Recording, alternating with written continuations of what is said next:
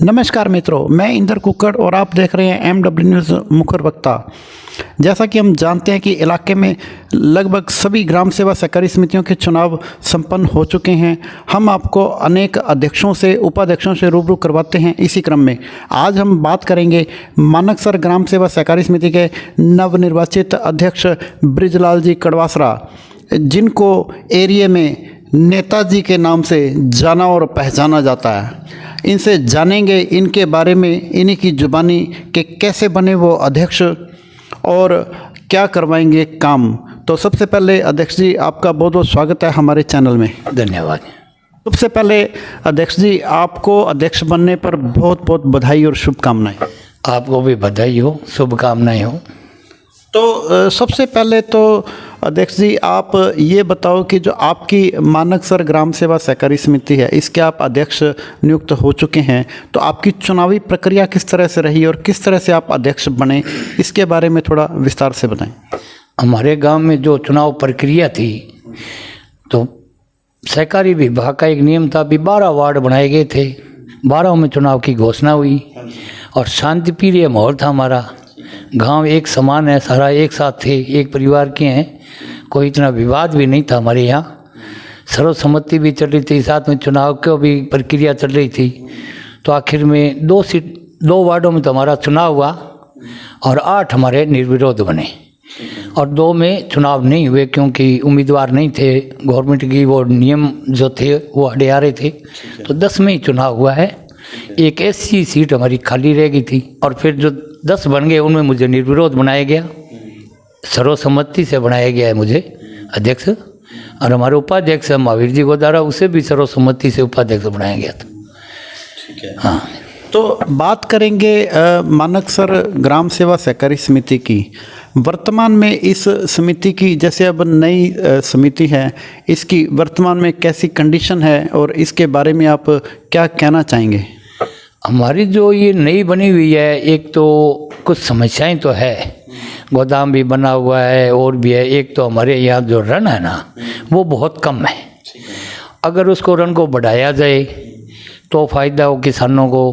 कुछ किसानों को जोड़ रहे हैं, पूरा प्रयास में लगाऊं भी, और किसान रह चुके हैं जो वंचित है रण से, वो भी हमारी सहकारी समिति से जुड़े। उनसे भी निवेदन कर रहा हूँ, भाइयों किसानों को भी आज ज़्यादा से ज़्यादा फाइल तैयार करवाए और हमारी सहकारी समिति में दे, ताकि उनको भी ऋण मिले, उनमें भी लाभ मिले सहकारी का। और मैं तो यही गुजारिश करता हूँ, सरकार से भी करता हूँ, डिपार्टमेंट से भी, इस लोन को बढ़ाया जाए।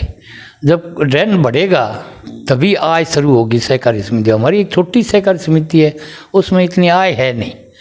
फिर कभी यूरिया की दिक्कत आ जाती है, कभी बीज की आ जाती है, कभी DAP की आ जाती है। तो ये दिक्कतें उसकी वजह से, अमाउंट की वजह से ही आ रही है, वरना इतना कोई दिक्कत नहीं है। तो यही मेरी निवेदन है भी, ऋण ज़्यादा हो तभी पार पड़ेगी सहकारी समितियों। तो अध्यक्ष जी, बात करेंगे आपके व्यक्तिगत परिचय की। आपका पहले भी कोई किसी राजनीतिक पोस्ट पर आप रहे हैं, या आप जैसे नेताजी नाम से आप फेमस हैं, तो आपका पहले कोई विशेष रूप से कोई परिचय रहा है, तो उसके बारे में थोड़ा अवगत करें। देखो जी, मैं शुरू से क्या थे, मेरे पापा थे, पिताजी थे राधा राम जी बिश्नोई, वो भारतीय जनता पार्टी के जिला अध्यक्ष रहे, फिर किसान मोर्चा के प्रदेश संयोजक रहे। उनके बाद में वो काफ़ी जगह शुगर मिल्स में डायरेक्टर भी रहे, यहाँ गग्गर बेड में भी डायरेक्टर रहे। और उनके बाद में मैं 2006 के अंदर मैं BJP ज्वाइन की, तो उसके बाद में धीरे धीरे मैं इस पार्टी संगठन से जुड़ता गया। और मेरा तो, क्योंकि मैं परिवार ही BJP से था मेरा, तो मेरी सोच और विचारधारा ही BJP की रही है। और मैं इसी पार्टी से संगठन जो काफ़ी पदों पे रहा हूँ। मैं काफ़ी पहले युवा मोर्चा में, जिला में भी रहा, सदस्य कार्यकारिणी में। उसके बाद में देहात मंडल सूरतगढ़ में उपाध्यक्ष रहा। फिर ये देहात मंडल टूटा, फिर भी मैं उपाध्यक्ष हूँ। आज भी ढाबा जलार में देहात उपाध्यक्ष हूँ मैं, BJP शाखा का। ठीक है। और मैं इसी पार्टी से पूरा तन मन धन से इसी पार्टी के साथ रहता हूँ और इसी का कार्य करता हूँ। जनता के काम भी करवाता हूँ, जहाँ ज़रूरत पड़ती है वहाँ जाता हूँ अपने आदमियों के लिए, कोई दिक्कत नहीं है। तो समाज सेवा में हमेशा अग्रणी रहते हैं, इसीलिए आपको नेताजी के नाम से आपको जाना पहचाना जाता है गांव में। अब बात करेंगे कि जो अपनी जो समिति है, इसमें आप जैसे समिति का मुख्य काम होता है खाद बीज की व्यवस्था करना, उसने वो आप करने की भरपूर कोशिश कर रहे हो, और जैसे लोन अमाउंट बढ़ाने की बात है, खाते बढ़ाने की बात है, वो भी आप प्रयास कर रहे हो। इसके अलावा बात करेंगे जो समिति जो लाभ में आती है वो आती है नवाचारों से, क्षेत्र के हिसाब से। अब इसके अंदर जैसे कृषि यंत्र को लेके अगर बात करें तो कृषि यंत्र तो एक ऐसी चीज़ है जो हर काश्तकार को, चाहे छोटा हो चाहे बड़ा हो, कोई ना कोई कृषि यंत्र, कोई ना कोई कमी रह ही जाती है। चाहे वो कितना ही प्रयास कर ले, बड़ा भी काश्तकार हो तो भी कुछ ना कुछ उसको इधर उधर से लेना ही पड़ता है। और कृषि यंत्र जो है वो कम से कम 70-80 हज़ार से शुरू होकर और लाखों में उसकी कीमत है। बड़ा काश्तकार जो है बड़े कृषि यंत्र ले आता है, लेकिन जो छोटा काश्तकार है, जिसके जो सीमांत लघु सीमांत जो किसान है, उनको समस्या आती है। वो कृषि यंत्र के लिए इधर उधर भटकते हैं, किराए पर लेके आते हैं, ज़्यादा किराया भी भरते हैं, खर्चा लगता है उनका। तो इस बारे में आप क्या कहना चाहोगे? मैं तो डिपार्टमेंट और सरकार से यही कहता हूँ भी सब्सिडी पे जो यंत्र दिए जा रहे हैं सहकारी विभाग को, जिसमें काफ़ी बड़ी अमाउंट सब्सिडी में आती है, कुछ हिस्सा सहकारी समिति का भी लगता है, कई बार 100% ही सब्सिडी पर देती है सरकार यंत्र। तो इसका हर जगह जो सहकारी समितियां बनी हुई है, ग्राम सहकारी समिति, उसमें जैसे ज़िले में अभी पिछले दिनों आई थी भी 3-4 समितियों को दे रहे हैं। तो ये बड़ी समितियां हैं, उनके पास बजट भी बड़ा है, लर्निंग भी बहुत ज़्यादा है, रन ज़्यादा बनता हुआ है, तो उनके कमाई हो रही है सहकारी की समितियों ग्रामों की, तो वहाँ तो वो दे रहे हैं। जैसे मानकसर है, अभी छोटी छोटी बन रही है, इनमें इतना बजट है नहीं, तो कहाँ से लाएंगे। मैं तो यही गुजारिश करता हूँ भी छोटे जो किसान हैं उनके हिसाब से, ऋण के हिसाब से हर सहकारी समिति के में कुछ न कुछ यंत्र पूरी सब्सिडी 100% पे सरकार को उपलब्ध करानी चाहिए, ताकि किसानों को लाभ मिले। कहीं तो करोड़ों का सामान दिया जाता है, कहीं 1 लाख का भी नहीं दिया जा रहा है। तो इनका हिस्सा करके हर सहकारी समिति में दिया जाना चाहिए ग्रामीण में, ताकि हर किसानों को छोटे छोटे से वो लाभ मिले। ज़्यादा बड़ा है खर्चे वाला तो वो कम दे, छोटा है वो ज़्यादा दे दे, तो हर जगह काम चलता रहेगा। यही दुआ करता हूँ मैं तो, इनको दे सरकार कुछ ना कुछ हिस्सा लाजमी दे। ये नहीं है 5-3 समितियों को दे दिया, 10 खाली बैठी है, तो उसमें भी पब्लिक है, पूरी किसान है। उनको ज़्यादा से ज़्यादा यही है मेरा सुझाव भी, हर समिति को हिस्से के हिसाब से यंत्र दिया जाना चाहिए ताकि सबको मिले। मतलब समितियों की रिक्वायरमेंट पूरी करनी चाहिए, अगर किसी को ज़रूरत है तो उसको मिलना चाहिए। तो बात करेंगे अध्यक्ष जी कि जैसे अब सरकार प्रत्येक ग्राम पंचायत स्तर पर जो है समितियों को बना रही है, समितियां गठित, नई समितियां गठित हो रही हैं, और लोन अमाउंट भी छोटे रह जाते हैं, मेंबर भी कम रह जाते हैं थोड़े मेंबर से। और उस बीच में एक जो कर्मचारी वर्ग की जैसे बात करेंगे तो कर्मचारी तो उतने ही हैं। जुलाई 2017 के बाद से कर्मचारी नई भर्ती जो है सोसाइटियों में रोक लगा दी गई है। इस बारे में आप क्या कहना चाहोगे कि समितियों को बढ़ाना क्या सही है? वैसे अगर या तो सरकार देखो विज्ञप्ति जारी करे, इसमें नौकरी निकाले कर्मचारियों के लिए, फिर तो इसको बढ़ाने का है फ़ायदा, वरना ये लूटपाट की दृष्टि से बढ़ा रहे हैं तो कोई फ़ायदा नहीं है। क्योंकि मैं आज अध्यक्ष हूँ, मैं अपनी इच्छा से किसी कर्मचारी को लगाऊंगा तो वो कर्मचारी मेरे अधीन है, तभी तो ये भ्रष्टाचार हो रहा है सहकारी समितियों में।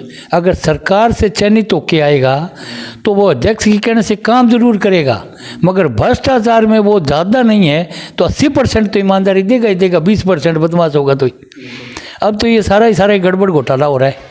बढ़ाते जाओ, सरकार ने जो किया वो सही किया, सरकार की तरफ से नियुक्ति होनी चाहिए, उसका भी प्रोसीजर जैसे शिक्षा के अंदर मास्टर लगाए जाते हैं और लगाए, उसी आधार पे होना चाहिए, ये तभी कामयाब है ये सहकारी समितियाँ। कर्मचारी के बगैर तो काम ही नहीं चलेगा। बिल्कुल, कर्मचारी तो होना ही होना चाहिए। फिर कर्मचारियों को जो दे रहे वेतनिक है, किसी को 8,000 में रखे हैं, किसी को 10,000 में रखे हैं, तो वो तो बेरोजगारी वाली बात है। उसका एक निश्चित होना चाहिए भी, इतने से कम तो लगे ही नहीं, तब काम चलता है। और उसको जो तनख्वाह दी जा रही है वो सहकारी ग्राम सहकारी कमाई में से दी जा रही है, तो नई समितियाँ हैं, उनके कमाई है नहीं, तो वो वहन तो बैंक करे या सरकार करे, ताकि सरकार ही नियुक्ति करे कर्मचारियों की। अब जैसे इन कर्मचारियों की स्क्रीनिंग को लेके, नियोक्ता निर्धारण को लेके, कॉमन कैडर को लेके, अभी जैसे अभी गंगानगर और हनुमानगढ़ में जैसे मुख्यमंत्री आए थे तो उनको अनेक मतलब व्यवस्थापक बंधुओं ने उनको ज्ञापन भी दिया। और इस बारे में, इस कर्मचारी वर्ग के बारे में क्या कहना चाहोगे? जो मतलब समितियां तो लगातार बढ़ रही हैं लेकिन कर्मचारी उतने ही हैं और एक एक कर्मचारी, एक एक व्यवस्थापक के पास में दो दो सोसाइटियों के चार्ज हैं, अतिरिक्त चार्ज लगातार मिल रहे हैं उनको। इस कौम के बारे में क्या कहना चाहोगे कि इनकी स्क्रीनिंग होनी चाहिए, क्या इनका नियोक्ता निर्धारण होना चाहिए? उसके बारे में थोड़ा सा और प्रकाश डालें।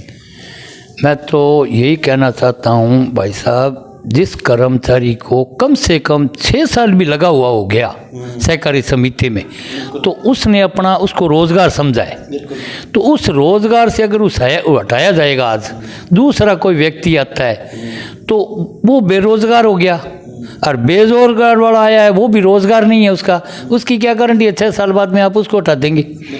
तो आप विज्ञप्ति निकालें, उसमें क्राइटेरिया निर्धारित करिए भी इतने वर्ष जिसने काम किया है उसकी स्क्रीनिंग होगी तब उनको रोज़गार मिलेगा। कई तो भाई साहब 20-20 साल के बैठे हैं, 20-20 साल से बैठे हैं, वो तो रिटायरमेंट के नज़दीक है, उनका भविष्य क्या है अगर स्क्रीनिंग नहीं हुई तो है? वो तो बदुआ मजदूर थे सहकारी समिति में, उनको मिला क्या आज तक? दाल पानी चल रही है बेचारों की, गांव में बैठे हैं, किसानों के साथ तो काम चल रहा है, वरना उनको तो बाज़ार का अगर वो खर्चा लगे तो एक दिन ही नहीं रह सकते नौकरी में। पहली प्रायोरिटी इस कर्मचारी वर्ग को मारा ना जाए, सरकार विशेष ध्यान दे, इनकी एक आयु निर्धारित करे, उनका स्क्रीनिंग करवाए, उनको ज्वाइनिंग करवाए, पूरी तनख्वाह दे ताकि आराम से वो बुढ़ापा तो आराम से गुजारे, जवानी तो उसने बेरोजगारी में गुजारी है। अभी कई युवा लड़के हैं जो छोटी उम्र के लगे हैं, उनको 5-5, 6-6 साल हो गए, किसी को 8 साल हो गए, किसी को 9 साल हो गए, तो जितने साल का अनुभव है उस अनुभव का आधार राजवी बनाए और उन्हें उनका हक दे। मेरी तो यही विनती है सरकार से। तो अध्यक्ष जी, अब जैसे आप मानकसर ग्राम सेवा सहकारी समिति के नवनिर्वाचित अध्यक्ष हैं, अब आप अपने जो मिलने वाले शुभचिंतक हैं, आपके जो संचालक मंडल हैं, ग्रामीण हैं, उनको आप विशेष रूप से क्या अपील और संदेश क्या देना चाहेंगे? पहले तो मैं जो 26 जनवरी उसकी सबको बधाई देता हूँ, और मेरे साथियों को, संचालक मंडल के साथियों को, मेरे ग्रामवासियों को, किसानों को, सबसे यही कहता हूँ भी आइए सब मिल के हम इस सहकारी समिति में जो है हमारा ग्राम सेवा सहकारी समिति मानकसर, इसका अच्छा विकास करेंगे, हर काम करेंगे हैं। जो भी कमियां नज़र आए वो आप मुझे बताएं ताकि हम सब मिल बैठ के उसके सुलझाएं। यही सोच की अपील करता हूं मैं आप सभी से। आप सब मिल के साथ दीजिए, जो भी कमियां नज़र आएगी हम ज़्यादा से ज़्यादा उसे सुधारेंगे, यही अपील है मेरी।